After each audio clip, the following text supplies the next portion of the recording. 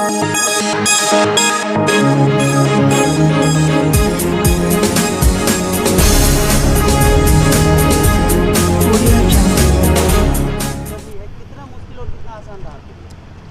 मुश्किल तो बिल्कुल नहीं रहा, इसलिए कि मैंने 6 वर्षों में जो काम किया था वो मेरे सामने था और मैंने बाकायदे डॉक्यूमेंट करके डायरी बना के अपने मतदाताओं के बीच में भेजा था। पूरा लेखा जोखा जो कहते हैं लेखा जोखा दिया था और उसमें काफ़ी कुछ था, काफ़ी वजन था। दूसरी बात हुई कि नवनिर्वाचित होकर आना शुरू किए और दशहरा के बाद से ही मैं लगातार उनके बीच में रहा। एक एक जनप्रतिनिधि से कम 3 बार मुलाकात हुई और 3 बार के अलावे जब भी मैं मिला तो अपना फ़ोन नंबर उनको दिया, उनका फ़ोन नंबर मैं लिया और लगातार हम लोग किसी न किसी कारण से संपर्क में रहे। कभी किसी को मेडिकल इमरजेंसी है, कभी किसी को कहीं कोई पैरवी करवाना है, कभी कोई ऐसे ही मिलना चाहता है। तो ऐसे करके हम लोगों ने एक इतना अच्छा परिवार की तरह संबंध बना लिया था कि टिकट अब कोई मायने नहीं रखता था। अकेले चले हैं, कारवा आगे बढ़ेगा क्या रणनीति? नहीं, अकेले नहीं चला हूँ भाई, मेरे साथ 5450 जनप्रतिनिधि हैं सारण के जो मेरी टीम में है और सबका फ़ोन नंबर मेरे पास है, मेरा फ़ोन नंबर उनके पास है।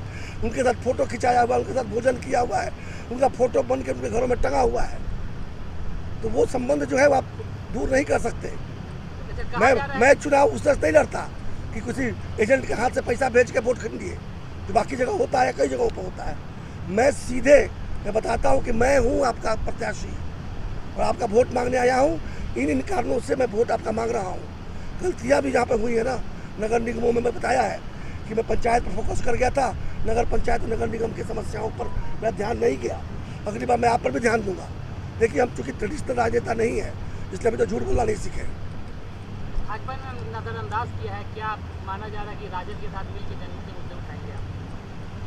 ऐसा आपने कैसे समझ लिया? ऐसे कयास लगाए जा रहे हैं कि भाजपा ने टिकट क्या राजद के साथ आप जा सकते हैं?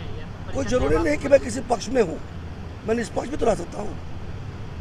हमारे जो वोटर हैं वो सब निर्दलीय जीत के आए हैं और उन्होंने मुझे अपने दल से जिताया, यानी कि निर्दलीय जिताया है। अब आगे अगर उनकी सेवा में कुछ विशेष जोड़ने के लिए अगर किसी के साथ जाना जरूरी समझा तो वो भी मैं उनसे परमिशन लेके करूँगा। ऐसा कुछ नहीं होने वाला है कि टिकट दिया कोई, वोट दिया कोई, चले गए कहीं और। कानूनी रूप से हमारे पर बदल कानून नहीं लगेगा, लेकिन जिसका विश्वास लेकर मैं जा रहा हूँ उनसे तो पूछूंगा जरूर कि भाई मेरे पास ऐसा एक ऑफर आया है, हमको लगता है कि इस माध्यम से हम लोगों की मैं बेहतर सेवा कर पाऊँ। जब आएगा तब, और जब वो बोलेंगे ना ठीक है आप ये काम कीजिए, हम लोग की सेवा बेहतर दीजिए, तो वो भी करूँगा।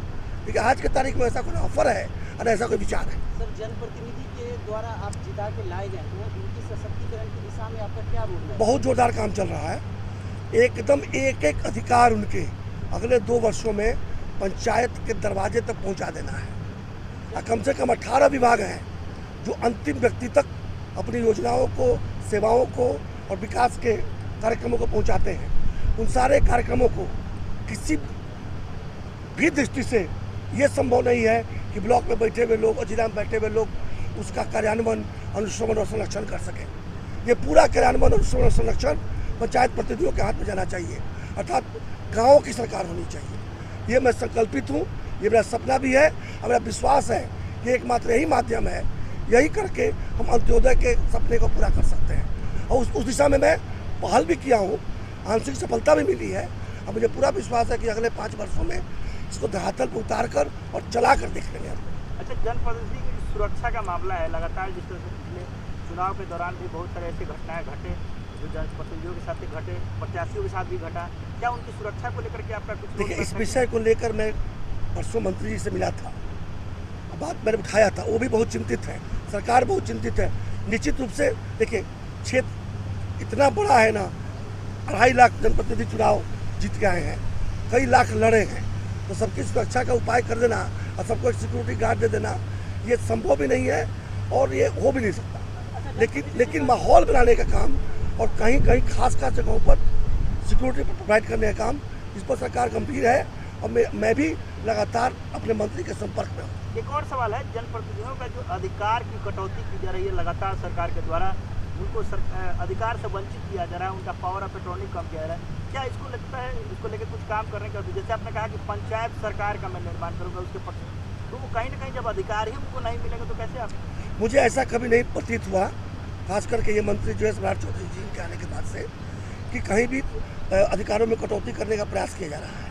अगर कहीं चूक भी हुई होगी तो निश्चित रूप से मेरे संज्ञान में आते ही मैं उनसे तो बात करूंगा, और मुझे पूरा विश्वास है कि हम लोग उसको धरातल पर उतारने में सफल होंगे।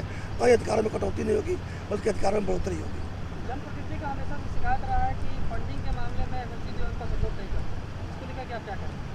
मेरे पास ऐसी कोई शिकायत नहीं आई है, इसलिए ये प्रश्न मेरे ऊपर लागू नहीं होता है। ठीक है, किसी और कोई क्वेश्चन?